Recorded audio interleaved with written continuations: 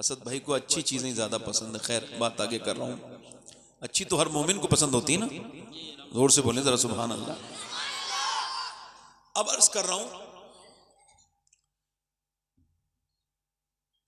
India में बल्कि पूरी दुनिया में तो ज्यादा है, मगर हिंदुस्तान में इस वक्त 90% लोग अपने बच्चों से परेशान हैं। ठीक है,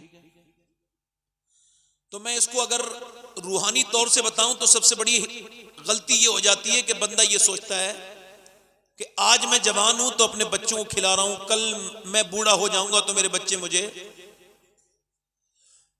ये बुनियादी गलत सोच है, गलत नियत है। इसका मतलब यह है कि आपके जवानी में ही अल्लाह आपका राज़िक है, आपके बुढ़ापे में राज़िक नहीं हो। ये बड़ी गलत सोच है। औलाद के साथ भलाई करो मगर उम्मीद औलाद से ना रखो, और उम्मीद अल्लाह ही से रखो। उम्मीद अल्लाह ही से रखो।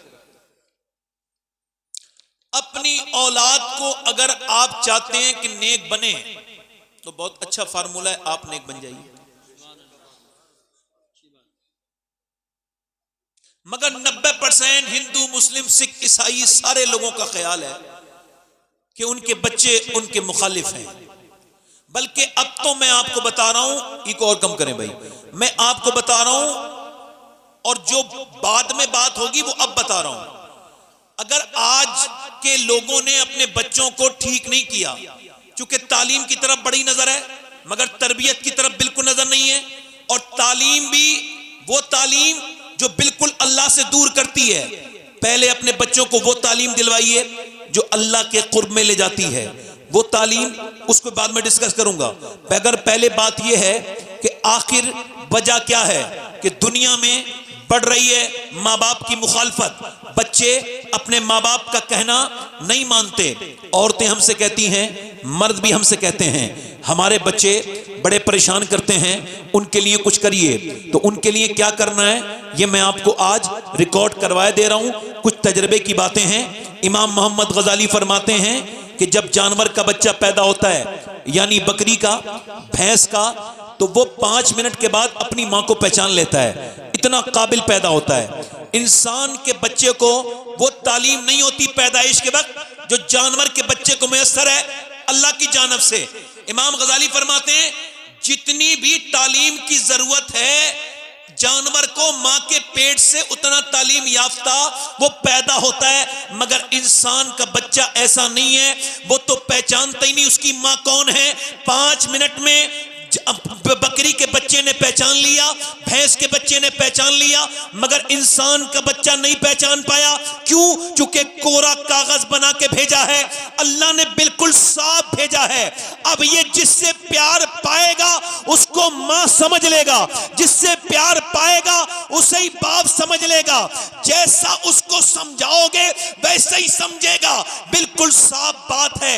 बच्चे तेजी के साथ जो बिगड़ रहे हैं उसमें एक बहुत बड़ी कमी यह है, जरा गौर कीजिए आप, बहुत बड़ी कमी यह है कि औरतें ये समझ नहीं पा रही हैं कि बच्चों को उनकी जरूरत है, ना कि बच्चों को उतनी मोबाइल की जरूरत है। और जो औरतें अपने बच्चों को रोने पे, ये नोट कर लेना मेरी बातें, इको कम करो भाई, नोट कर लेना मेरी बातें। ये जो औरतें अपने बच्चों को मोबाइल देती हैं, मोबाइल नहीं दे रही हैं। कैमरेज ने इस बात को वेरीफाई किया कि जो बच्चों के रोने पर बार बार मोबाइल दिया जाता है, ये मोबाइल नहीं है, ये ड्रग्स है, ये जहर है।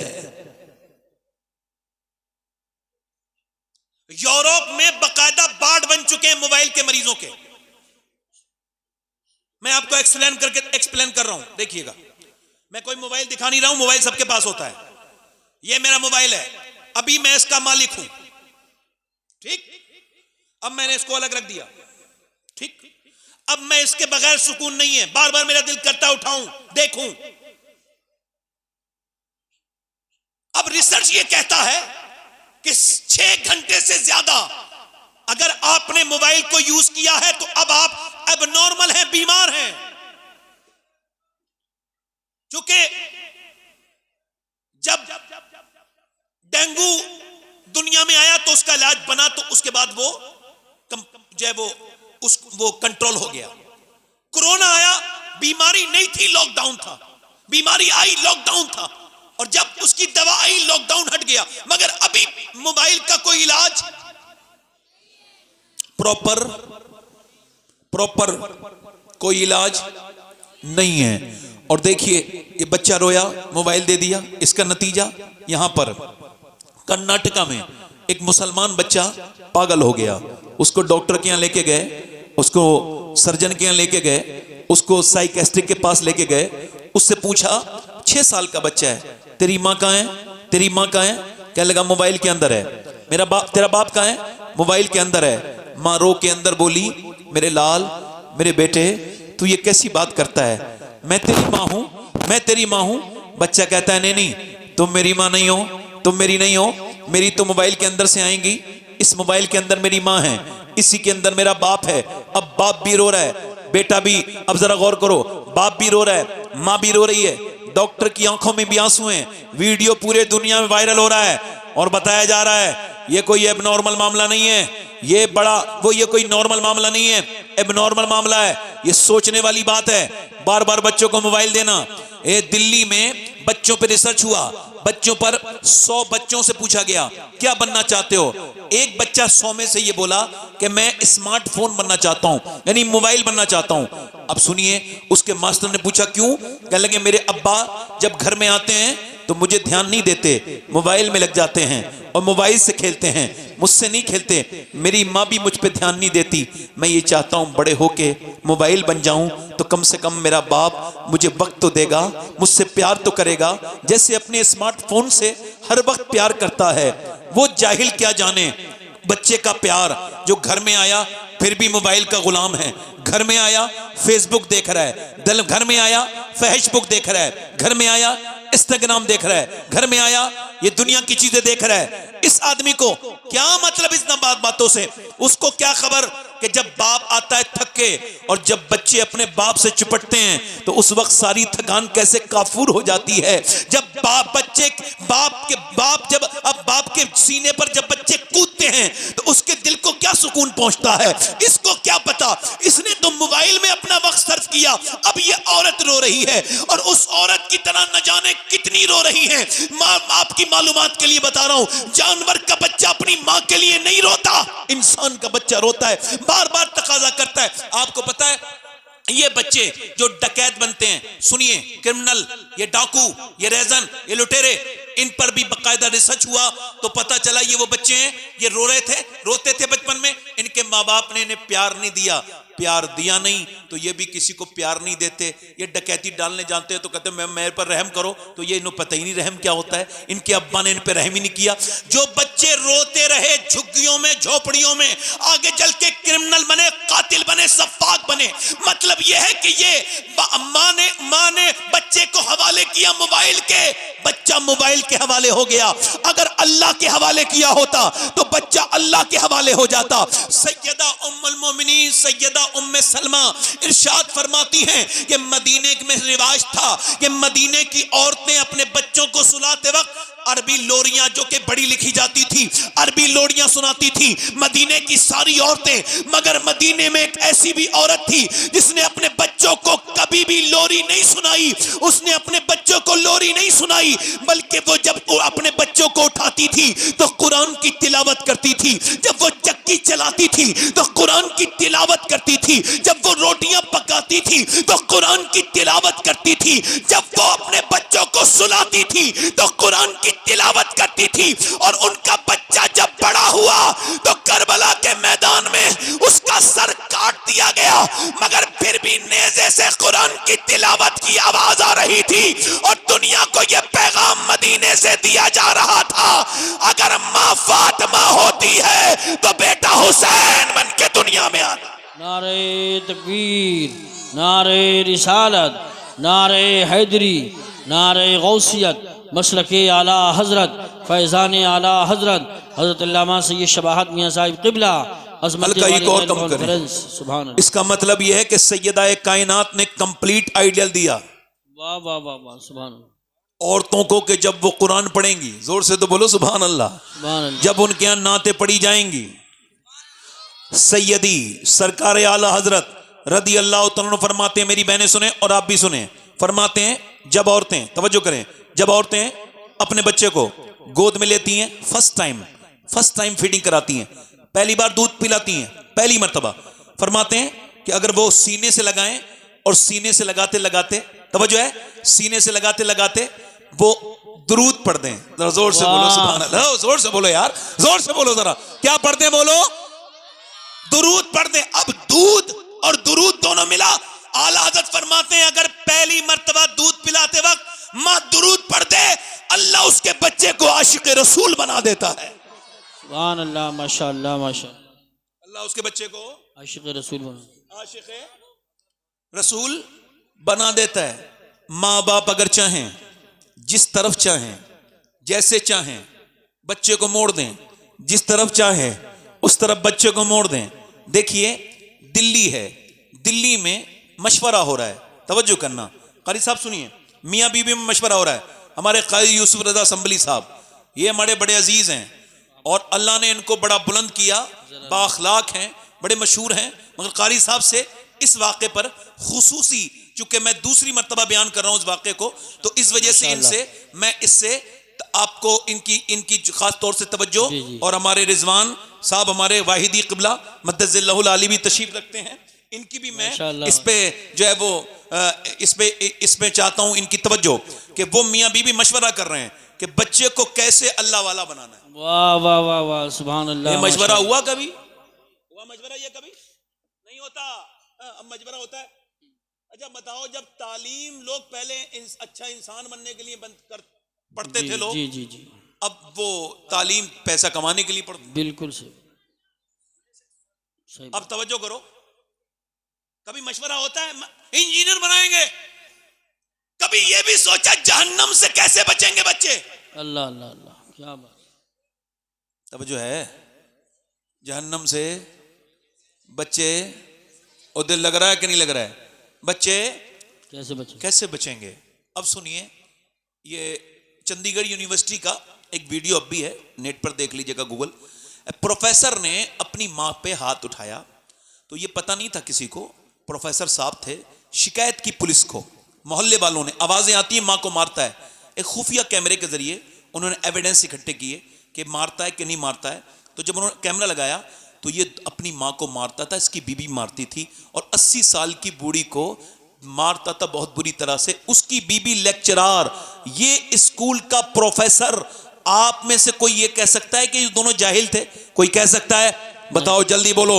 अपने बच्चों को काबिल बनाने वालों और अल्लाह रसूल से दूर करने वालों, कुरान को हल्का समझने वालों, ध्यान दो मेरी तरफ, अपने बच्चों को कुरान से दूर करने वालों, कोई कह सकता है वो जाहिल है? नहीं, फिजिक्स, केमिस्ट्री, मैथमेटिक्स सब पढ़ाता था, वो अपने आप में प्रोफेसर था, बहुत काबिल आदमी था। मगर ये पैगाम दुनिया को आज और अभी समझ लेना चाहिए कि दुनिया की यूनिवर्सिटियों में फिजिक्स, केमिस्ट्री और बायोलॉजी पढ़ाई जाती है, मगर दुनिया की किसी यूनिवर्सिटी में माँ बाप का एहतराम नहीं पढ़ाया जाता।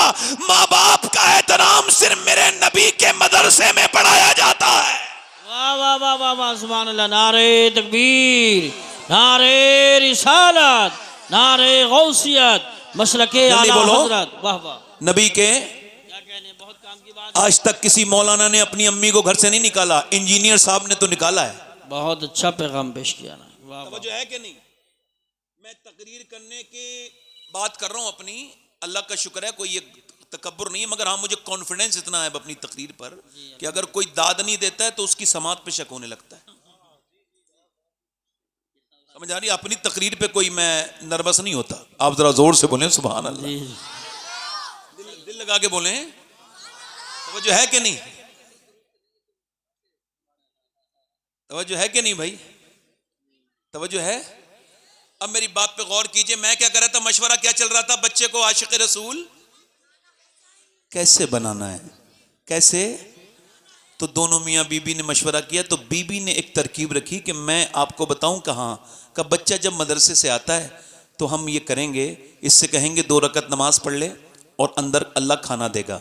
बच्चे को ये समझाया, 5 साल का बच्चा, 4 साल का बच्चा करने लगा, तो करता था, नमाज पढ़ता था, वुजू करके और जब नमाज पढ़ लेता था अम्मी कहती थी जाओ अंदर जाके जाओ और जा करके उठा लो। अंदर गया, रोटी उठाई, खा ली। यही चलता रहा। बच्चा थोड़ा बड़ा हुआ। माँ एक दिन कहीं किसी मौत में या किसी ज़रूरी काम से चली गई, बेचारी वक्त पे लौट ना सकी, तो रोने लगी। कहने लगी मालिक मैं झूठी बन जाऊंगी, मैंने तुझसे नमाज पढ़ना सिखाई अपने बच्चे को, तेरी मोहब्बत के लिए झूठ बोला, मेरे मालिक मैं झूठी कहलाऊंगी।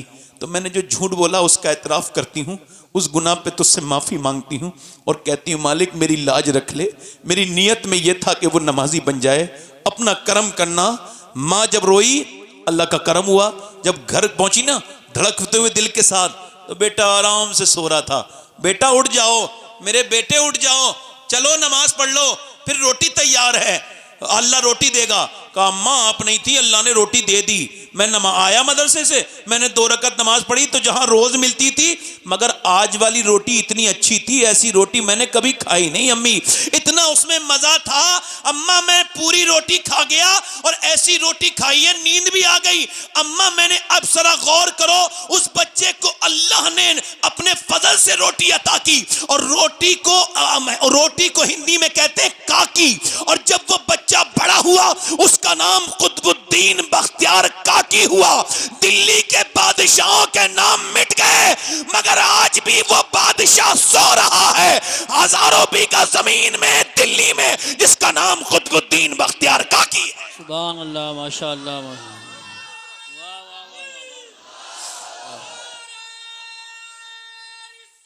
या रसूल अल्लाह।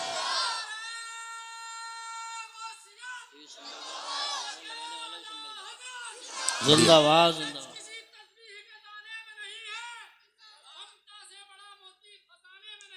सुभान अल्लाह।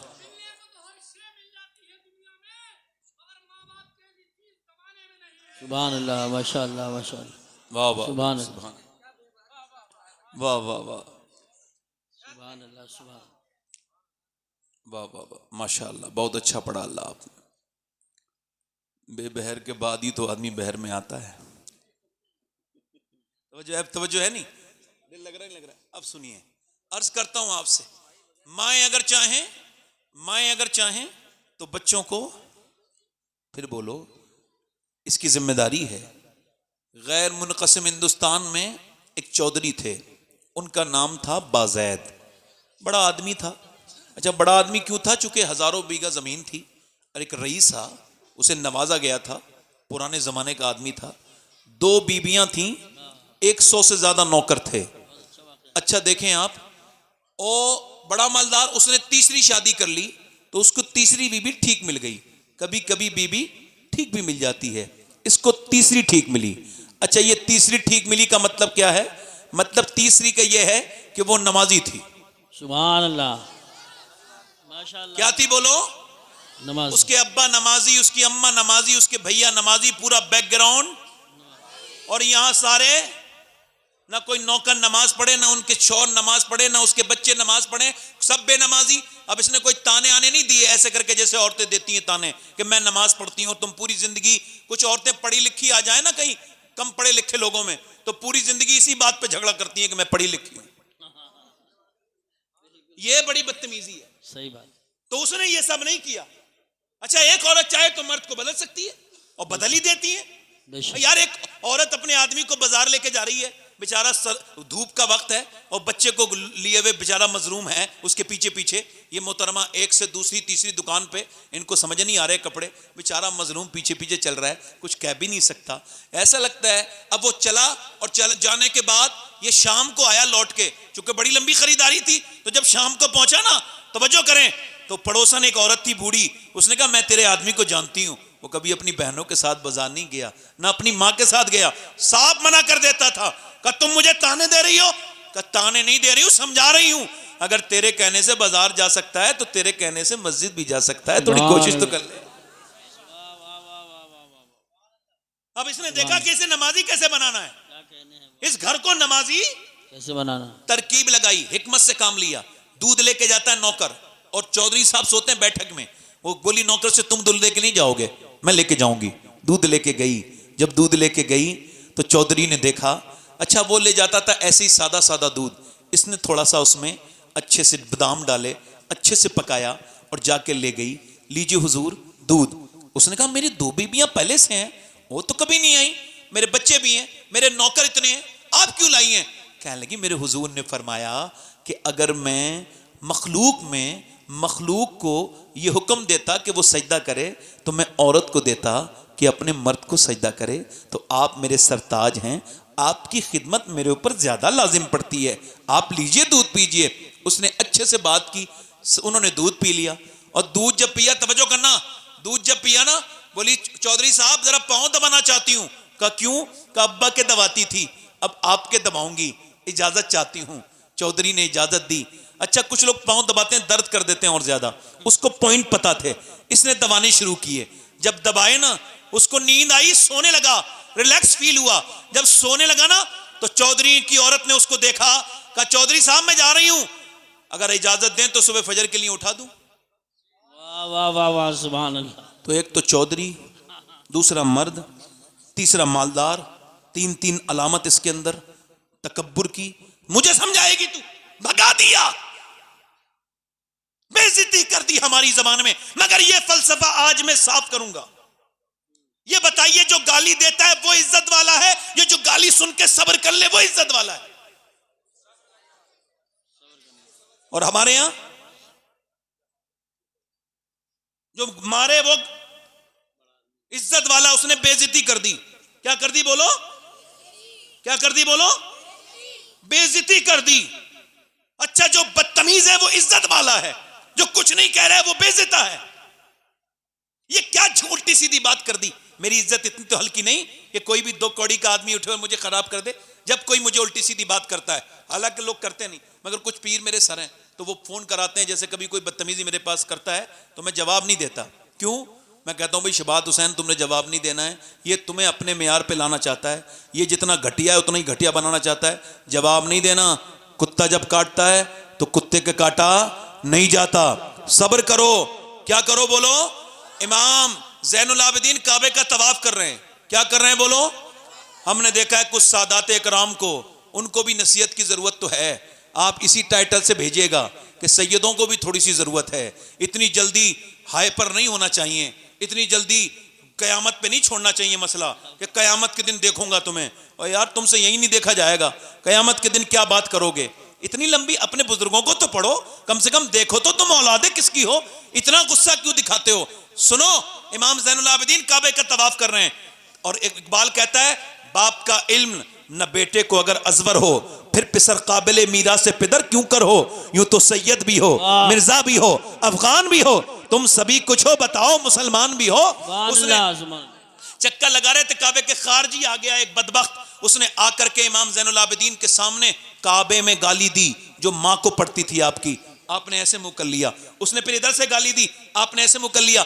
उसने काबे में गिरवान पकड़ के कहा तुझे गाली दे रहा हूं ज़ैनुल आबिदीन। आपने फरमाया मैं आपको माफ कर रहा हूं। कहा क्यों? कहा मैं नहीं चाहता मेरे नाना का कोई उम्मती मेरी वजह से जहन्नम में जाए, मैं तुम्हारे लिए दुआ कर रहा हूं। वो आदमी फूट फूट के रोया और कहने लगा लोग कहते थे आप अली की औलाद हो, नबी से कोई मतलब नहीं।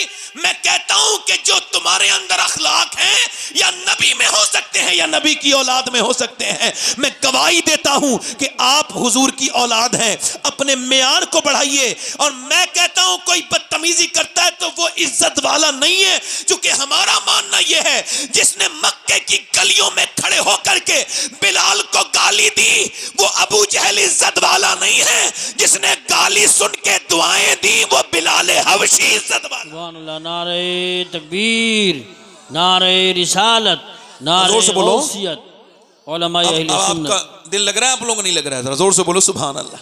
सुभान। माशाल्लाह लोग अब आ रहे हैं, मतलब अब तो लोग आने शुरू हुए हैं। मुझे नहीं पता था हमारे इलाके में इतनी देर में लोग घर से आते हैं। आप जरा जोर से बोले सुभान अल्लाह। सुभान। अब सुनिए, उसने कहा जाओ भाग यहां से। क्या कहा? वो चली गई, मगर उसने रास्ता बदला नहीं। अल्लाह वाले रास्ता आई और अल्लाह वाली आई, आके बोली लीजिए हुजूर दूध। दूसरे दिन उसने कहा तुम फिर आ गई, नमाज के लिए कहोगी? कहा हुजूर छोड़िए ना बात को, नमाज के लिए मैं देख लूंगी, फिलहाल मेरा हक तो मारिए आप। आपकी खिदमत मेरा हक है, लीजिए दूध।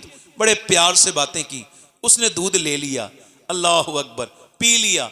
कल वाली जो आदत बात थी ना पैर वाली, वो भी हल्की हल्की याद आई। तो उसने कहा पैर दबाऊं, तो मना ना कर सका, इशारा कर दिया, पांव दबाने लगे। दबाती रही, दबाती रही, दबाती रही।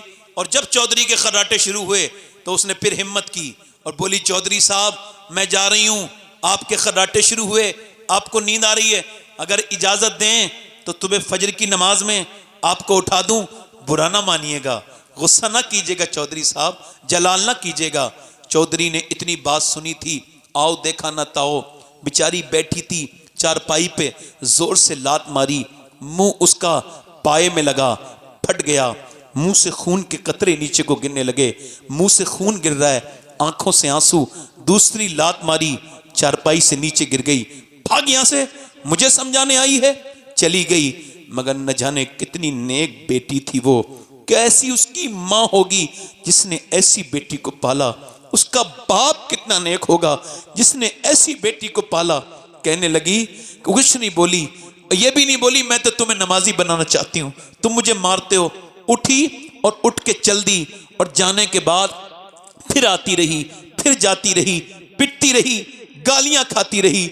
न जाने कितनी अच्छी तरबियत थी उसकी, उसका बाप कितना बड़ा होगा। खैर सुनिए, हुआ ये, एक दिन चौधरी को रहम आया, बोला तू चौधरी की बेटी है, तेरा बाप चौधरी है, आम घराने की नहीं, गाली देता हूं, मारता हूं, रोज क्यों आती है जलील होने। कहने लगी, बताऊं चौधरी, बात ये है, मैं नमक हराम नहीं हूं, नमक हलाल हूं, तेरा नमक खाती हूं, तू जहन्नम में जाएगा चौधरी, तो कैसे बर्दाश्त करूंगी। जो नमाज नहीं पढ़ेगा कयामत के दिन फिरौन के साथ खड़ा होगा, नमरूद के साथ खड़ा होगा। जिसने, मेरे नबी ने फरमाया, जिसने एक नमाज छोड़ी वो हलाक हो गया, बर्बाद हो गया। और सुन चौधरी, जो बेनमाजी मरेगा तो सातों समंदर का भी अगर पानी पी ले उसकी प्यास नहीं बुझेगी, जो अपने अल्लाह के सामने झुकता नहीं। और चौधरी फिर फूट के रोई। और चौधरी, दूसरी बात यह है कि अगर तू बेनमाजी तो मेरे बच्चे भी बेनमाजी, तो मैं कैसे बर्दाश्त करूंगी कि मेरे बच्चे नमाज न पढ़ें। उसने नजर नजर में ही ऐसे भले सुखन कहे, मैंने तो उसके पाँव में सारा कलाम रख दिया। इतनी मीठी बोली कि चौधरी बोला, ले आज सुबह को तुम नहीं उठाओगी, मैं तुमको सुबह को उठाऊंगा। चौधरी ने उठा दिया। जब उठी तो फिर उसने देखा, इसको कहते हैं मोमिना, इसको कहते हैं नेक औरत, और यही हम भूल चुके हैं। कितनी परेशानी आए, सजदा नहीं करते, सजदे में गई, आज की नमाज थोड़ी अलग पड़ रही थी, सजदे में जाके बोली, मालिक तू बेहतरीन कदरदान है, तुझको पता है कितनी तकलीफ उठा के यहां तक आई हूं, कितनी पिटी हूं, गालियां खाई हैं, मेरा आदमी आज झुक गया है, तो झुकाना मेरा काम था, अपनाना तेरा काम है, दिल बदल दे मेरे रब। ऐसी रोई रो के बोली, मालिक मैं कमजोर हूं और तू बेपना ताकतों वाला है, मेरे लफ्ज बिल्कुल बौने हैं, बेअसर हैं, तू मुअस्सिर हकीकी है।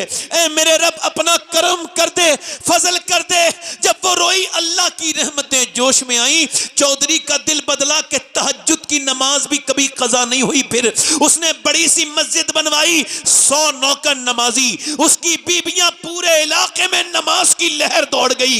एक औरत ने पूरे इलाके को बदल दिया। और जब दोनों के दरमियान अल्लाह ने औलाद दी तो कोई आम बच्चा नहीं था, बल्कि कुतुबुल अख्ताब सुल्तान मोहम्मद बाहू, जिसके बारे में हुजूर मुफ्ती आजम हिंद ने फरमाया था कि पंजाब इलाके में इतना गौसुल आजम का मंजूर नजर कोई नहीं है जितना सुल्तान बाहू है, जिसने कहा था तस्बीह फिरी पर दिल नहीं फिरिया, की लेना तस्बीह फड़ के हूँ, इल्म पढ़ा पर अदब न सीखिया, की लेना इल्म नू फड़ के हूँ। जब माँ बाप नेक होते हैं तो बच्चे नेक नहीं बल्कि वली बन के पैदा होते हैं। सुभान अल्लाह। नारे तकबीर, नारे रिसालत, नारे गौसियत, मसलके आला हजरत, उलमाए अहले बच्चे सुन्नत। जल्दी बोलो, बच्चे वली बन के पैदा होते हैं। मगर मेरी तरफ तवज्जो करें, गौर करें, बस ये आपसे कुछ बातें करनी थी। फारूक भाई के वालिद साहब को अल्लाह उनकी मग़फ़िरत फरमाए, आमीन। असल में ज़वाल नेमत के बाद क़द्र नेमत होती है इंसान। जब कोई चला जाए तो इंसान उसको याद करता है। मेरे नबी करीम सल्लल्लाहु अलैहि वसल्लम से अर्ज की गई, या रसूलल्लाह क़यामत कब आएगी? तो हुजूर ने फरमाया अल्लाह के इल्म में है। सहाबी ने फिर पूछा हुजूर क़यामत कब आएगी? हुजूर ने फरमाया अल्लाह के इल्म। फिर पूछा, ध्यान से सुनना क़यामत। तो हुजूर ने फरमाया जब लोग अपने माँ बाप के साथ बुरा सलूक करेंगे तो क़यामत। जल्दी बोलो, पूरा मजमे से आवाज आनी चाहिए, क़यामत, क़यामत। जब लोग अपने माँ बाप के साथ, यानी जब माएँ अपने बच्चों से डरने लगें, जब बाप बात करते वक्त कांपे, थरथराए कि कहीं जवान बेटा हो गया मेरे साथ बदतमीजी ना करने लगे। शाह अहमद नूरानी रहमतुल्लाह अलैह बहुत बड़े बुजुर्ग गुजरे हैं अहले सुन्नत के। लंदन में तकरीर करके बाहर निकले, अंग्रेज ने उनसे सवाल कर दिया, कहा आपके ने माँ की अजमत पे तकरीर की है? कहा जी। कहा हमने सुना है आप अपनी माँ को अपने साथ रखते हैं। तो शाह अहमद नूरानी की दाढ़ी सफेद थी, फिर भी रोने लगे।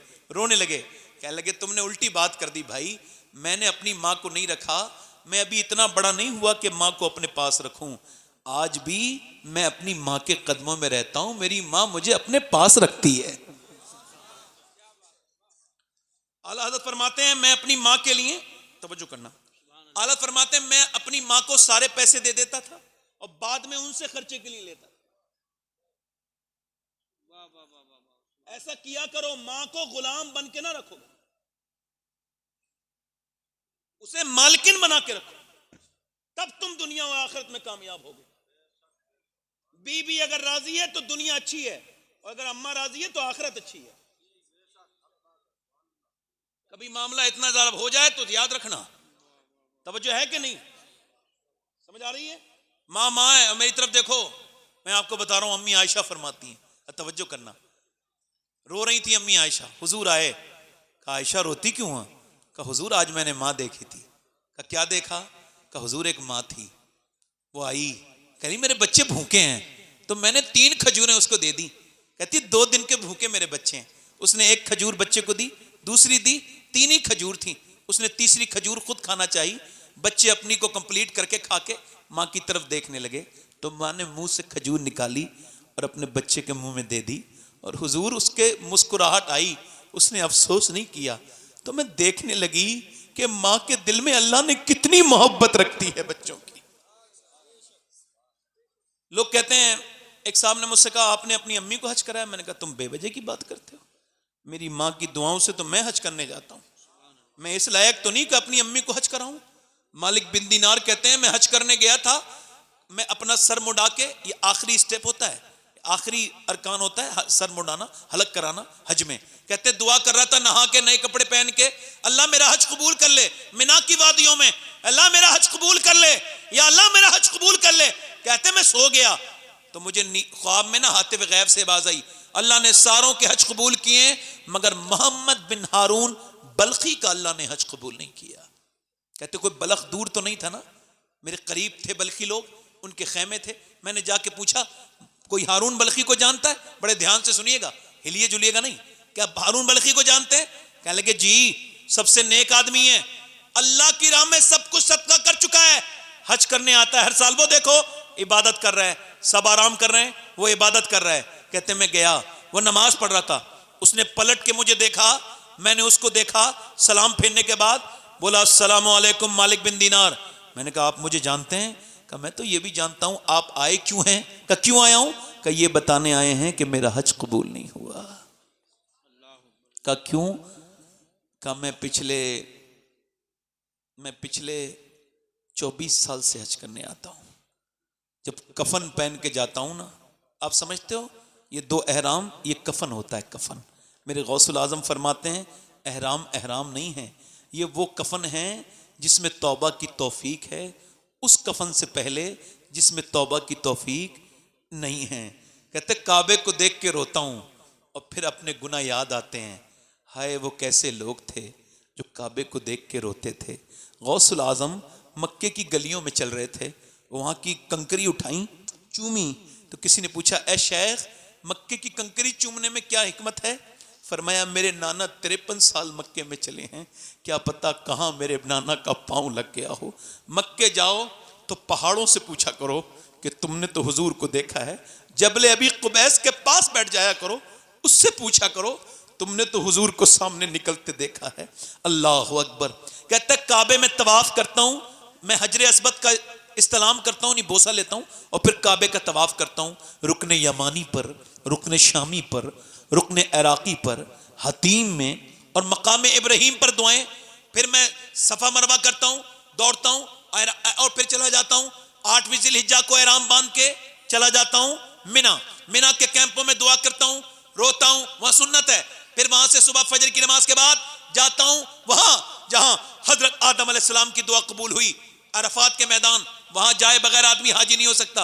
वहां जाके कहते हैं, वहां जाके फिर मैं ना वहां पे दुआ करता हूं, और वहां बगैर किसी कपड़े के आदमी दुआ करता है, सर पे कोई कपड़ा नहीं होता, धूप बड़ी सख्त होती है।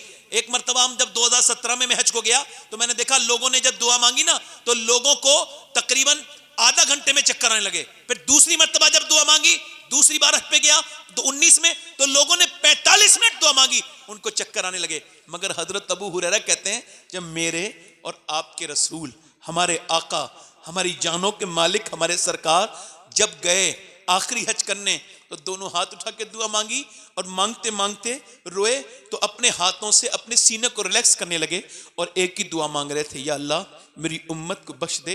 और हज़रत अबू हुरैरा कहते हैं ये दुआ तकरीबन 6 घंटे चली। धूप में मेरे नबी ने इस उम्मत को याद किया।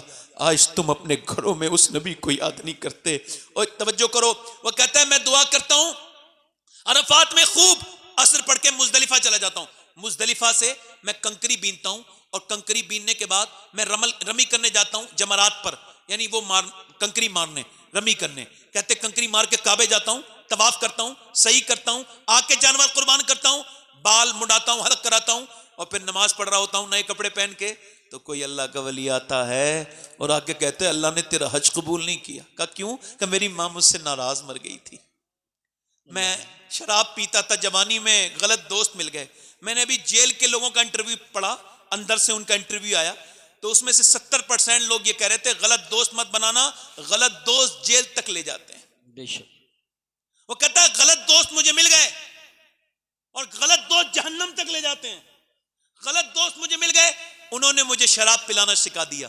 कहते मैं शराब पी के अपने घर पहुंचा, मुंह में बदबू आ रही थी, मेरा बाप, मेरी माँ रोटी बना रही थी।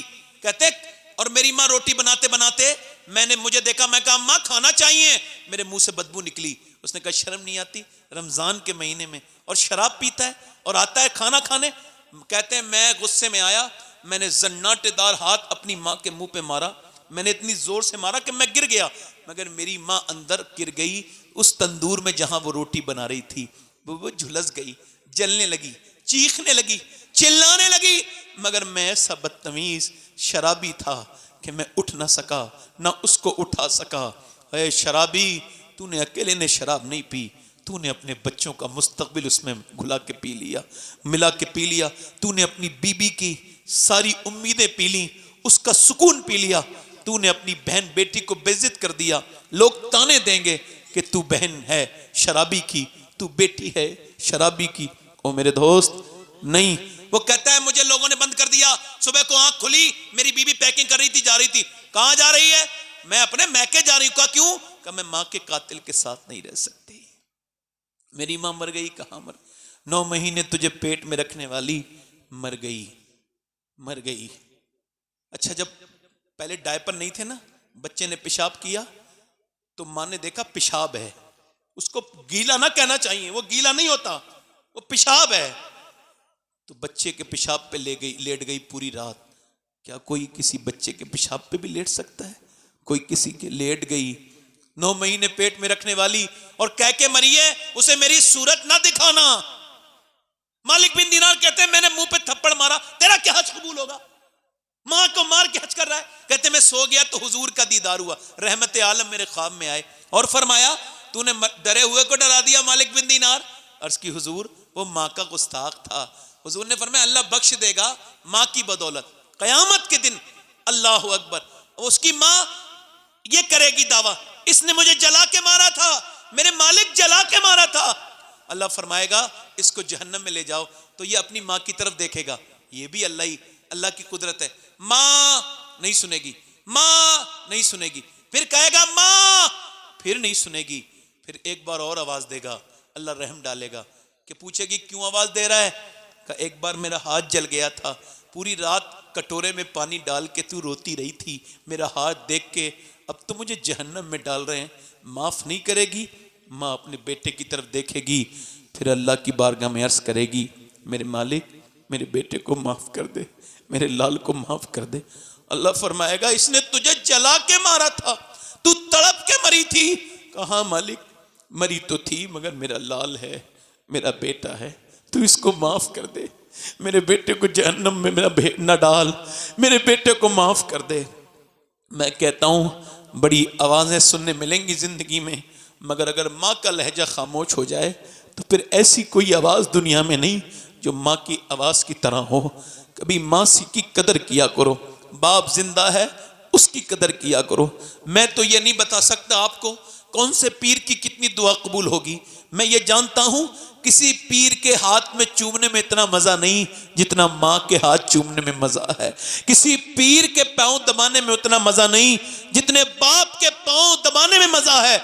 मुझे नहीं खबर कि आप पीर को 10-15 हजार रुपए दे दें तो उसकी दुआ आपके लिए संजीदा होगी या गैर संजीदा होगी, इखलास के साथ होगी भी कि नहीं होगी, उसको याद रहेगा भी नहीं रहेगा, या कबूल होगी कि नहीं होगी, ये मुझे कोई गारंटी नहीं, मगर मैं गारंटी से कहता हूं अगर माँ बाप दुआ करें तो मेरे नबी फरमाते हैं ऐसे कबूल होती है जैसे नबियों की दुआएं उम्मतियों के हक में कबूल होती। सुभान अल्लाह, वाह वाह वाह, सुभान अल्लाह। माँ से दुआएं लो। मेरी तकरीर बस खत्म हो रही है, बस माँ से दुआएं लो। बाप जिंदा है तो बाप की कदर करो, बाप नहीं होगा रोया करोगे, बाप दूसरा नहीं मिलेगा ना माँ दूसरी मिलेगी। अपने रब के सामने ये ख्याल करो, मेरी बेटियों मेरी बहनों आप भी इसको मिजाज को अपने अंदर रखो कि इंशाअल्लाह हाथ उठा के बताओ माँ बाप की कदर करेंगे इंशाअल्लाह। अच्छा एक आखिरी बात यह है कि बाबा फरीदुद्दीन को जानते हो? बाबा फरीदुद्दीन इधर देखो, बाबा वो फरमाते हैं अपने बाप का तलवा चूमना बगैर किसी कपड़े के मेरे नजदीक 7 साल की इबादत से ज्यादा बेहतर है। सुभान सुभान अल्लाह ताला आप सबको सलामत रखे, बाकरामत रखे। इंशाल्लाह इरादा कीजिए नमाज पढ़ेंगे, दोनों हाथ उठा के बोलो इंशाल्लाह। नमाज की पाबंदी करेंगे, दोनों हाथ उठा के बोलो इंशाल्लाह। अपनी बहन बेटी को पर्दे के लिए कहेंगे इंशाल्लाह, दोनों हाथ उठा के बोलो। पर्दे के लिए ज़रूरी बात यही है कि पर्दा करवाएं, और अपनी बहन बेटियों को आखिरी बात यही है कि अपने अंदर ये मिजाज पैदा करें, और अल्लाह ताला आपको सलामत रखे। चूँकि मैं मेज़बान हूँ और मेरे मेहमान कोई और हैं, और मैंने 1 घंटा का जो बात कही थी वो 1 घंटा मुझे हो गया, मैं नात के सब, तो बस यही उम्मीद करता हूँ। अच्छा मैं जा रहा हूँ मदीना शरीफ, 1 दिन के बाद आप सबका सलाम पेश कर दूँ हुजूर की बारगाह में इंशाल्लाह। और मगर आप पहले नमाज का वादा करें इंशाल्लाह, दोनों हाथ उठा के बोलो नमाज पढ़ेंगे इंशाल्लाह, अपनी बहन बेटी को पर्दे के लिए कहेंगे इंशाल्लाह। अल्लाह ताला आप सबको सलामत रखे, बाकरामत रखे, खुशियाँ अता फरमाए, बरकतें अता करे। कोई एक शख्स भी उठेगा नहीं। हमने असद भाई को बुलाया है, असद इकबाल साहब हिंदुस्तान के सबसे बड़े शायर हैं इस वक्त, बेशक, ठीक है, बगैर किसी इख्तिलाफ के। तो माशाअल्लाह असद भाई हैं, पुराने भी हैं और मकबूल भी हैं, और आला हजरत की बारगाह के मकबूल हैं। अल्लाह आप सबको सलामत रखे। मेरे साथ तौबा करें, अस्तगफिरुल्लाह रब्बी मिन कुल्ली ज़ंब व अतूबु इलैह। पढ़ लीजिए ला इलाहा इल्लल्लाहु मुहम्मद रसूलुल्लाह। मेरी ज़िंदगी का मकसद तेरे दीन की सरफराजी, मैं इसीलिए मुसलमान, मैं इसलिए नमाजी, इस्लाम जिंदाबाद, मसलक आला हजरत पाइंदाबाद, वस्साबिकून अस्साबिकून उलैइकल मुक़र्रबून, सदक़ल्लाहुल अज़ीम। अस्सलामु अलैकुम व रहमतुल्लाहि तआला व बरकातहू। बैठे हैं आप हज़रात, कोई उठ के ना जाए। ये जो आप उठा बैठी कर रहे हो ये ना करो, बैठना थोड़ा ख्याल रखो। अभी इतना कोई रात नहीं हुई, अभी सिर्फ 11:15 भी नहीं हुए हैं अभी, ठीक है, बैठे आराम से। माशाअल्लाह हज़रात, सैयद साहब क़िबला ने नहायत ही पुरमग़ज़ खिताब किया। अल्लाह तबारक व तआला हम सबको इस पर अमल करने की तौफ़ीक़ अता फ़रमाए। जो न समझे कभी इंसान की अज़मत क्या है, क्या समझ पाएंगे वो लोग मोहब्बत क्या है। हर घड़ी डसते हैं इंसान को इंसान, यहाँ ऐसे माहौल में सांपों की ज़रूरत क्या है। दौलत की भूख थी तो कमाने निकल गए, दौलत मिली तो हाथ से रिश्ते निकल गए, बच्चों के साथ रहने की फुर्सत न मिल सकी, फुर्सत मिली तो हाथ से बच्चे निकल गए। अल्लाह से करे दूर तो तालीम भी फितना, इमलाक भी, औलाद भी, जागीर भी फितना, नाहक के लिए उठे तो शमशीर भी फितना, शमशीर ही क्या नारे तकबीर भी फितना। फरमा बरदार मुस्तफ़ा हो जा, हस्बे मियार मुस्तफ़ा हो जा, रहमत हक खरीद लेगी तुझे, जिनसे बाजार मुस्तफ़ा हो जा। सैयद साहब क़िबला के बड़े बेटे ने पढ़ लिया, अब छोटे बेटे ज़िद कर रहे हैं, क्या माशाल्लाह सैयद शबी हसन साहब बहुत तेज़ हैं, और मेरा दिल कह रहा है शायद ये सैयद साहब क़िबला की तरह ये भी अल्हम्दुलिल्लाह दुनिया में नाम पैदा करेंगे। सैयद शबी हसन साहब वो नाते रसूल पढ़ने के लिए तशरीफ़ ला रहे हैं। नारा लगा लें, नारे तकबीर, नारे रिसालत, नारे गौसियत।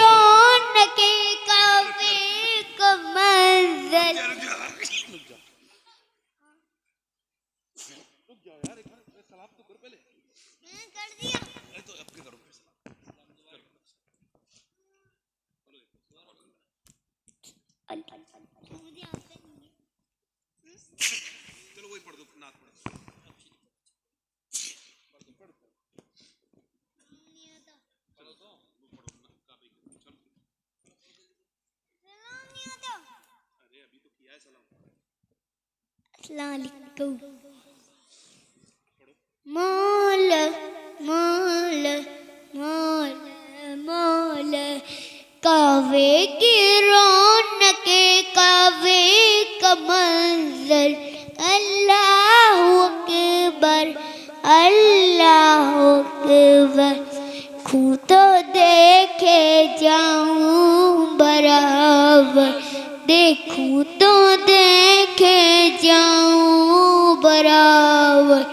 अल्लाह अकबर अल्लाह अकबर।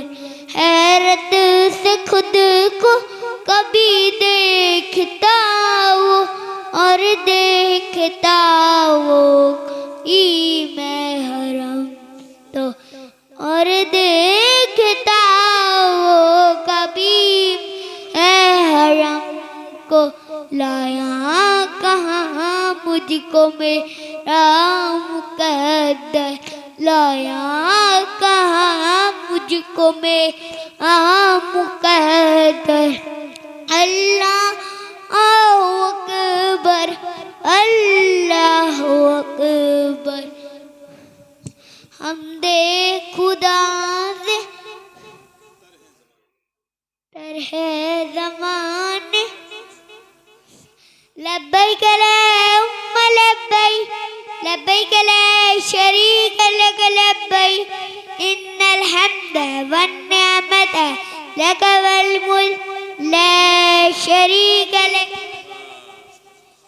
माशाल्लाह मिली जो हमको विरासत में शान बाकी है, वही उरूज वही आन बान बाकी है, वही यजीद था जो मिट गया ज़माने से, वही हुसैन है जिनका निशान बाकी है। अगर हो फिर कोई करबो वाला तो मत डरना, मेरे नबी का भी ख़ानदान बाकी है। हजरात अल्हम्दुलिल्लाह बहुत अच्छा पढ़ रहे थे। वो वक्त आ जाए दिल बेताब आ गया, इश्क़ नबी का जलसे में सैलाब आ गया। करते हैं याद जिसको असद इकबाल नाम से, वो आफ्ताब नात का महताब आ गया। अल्हम्दुलिल्लाह वो शायर जिसको हिंदुस्तान नहीं पूरी दुनिया के सुन्नी मुसलमान सुनते हैं, जिसकी नात से इश्क़ अक़ीदत और इश्क़ रसूल के चश्मे बलते हैं, जिसकी नातिया शायरी में फसाहत व बलागत की फरावानी, इश्क़ अक़ीदत की जोलानी, दरिया की रवानी, समंदर की सैलानी, मौजों की तुग़यानी, सूरज की दरख्शानी, चांद की दावानी। तो क्या सुभान अल्लाह कहने में है कोई परेशानी? तशरीफ ला रहे हैं शहंशाह तरन्नुम जनाब मोहतरम असद इकबाल साहब क़िबला कलकत्तवी मदजुल्लुहु नूरानी। मैं कहूँगा चर्चा तेरी आवाज़ का मेरे नगर में है, शोहरा तेरे अंदाज का हर एक घर में है। तू आ गया तो बस में एक जान आ गई, तेरा शुमार यूँ तो अहले नज़र में है। आइए आगे से पीछे तक, दाएं से बाएं तक सारा मजमा दोनों हाथों को फजाओं में लहरा कर, जिसका एक हाथ सलामत एक हाथ उठा के बोलो, दोनों हाथ सलामत दोनों हाथों को फजाओं में लहरा के बोलो नारे तकबीर। और मोहब्बत के साथ बोलिए, तड़प के बोलिए नारे तकबीर, नारे रिसालत, नारे गौसियत, मसलके आला हजरत, फैजाने आला हजरत। इश्क मोहब्बत, इश्क मोहब्बत, बस्ती बस्ती करिया करिया, फैजाने ख्वाजा गरीब नवाज, फैजाने हुजूर साबिर पाक, फैज़ान हुजूर मखदूम सिमना, फैज़ान औलियाए किराम जनाब मोहतरम असद इकबाल साहिब क़िबला। कुछ लोग नकल करते हैं नकाल की तरह और दाम मांगते हैं खरे माल की तरह। हिंदुस्तान घूम कर आया हूं मैं, अभी कोई नहीं मिला असद इकबाल की तरह।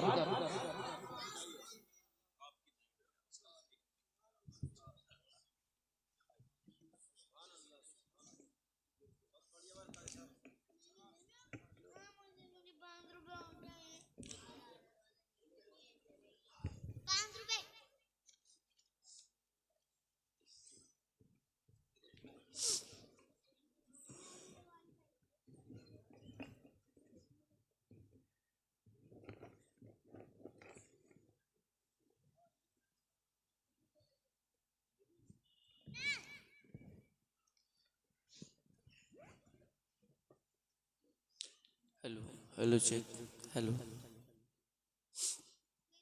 मिंबर नूर पे तशरीफ़ फरमा मुअज़्ज़ज़ व मोहतरम उलमाए कराम, शोरा इस्लाम सना खान मुस्तफ़ा, नक़ीब बज़्म, हाज़रीन बज़्म, फ़ातिमा आप ख़वातीन इस्लाम, अस्सलामु अलैकुम व रहमतुल्लाहि ताला व बरकातुहू। वालेकुम सलाम।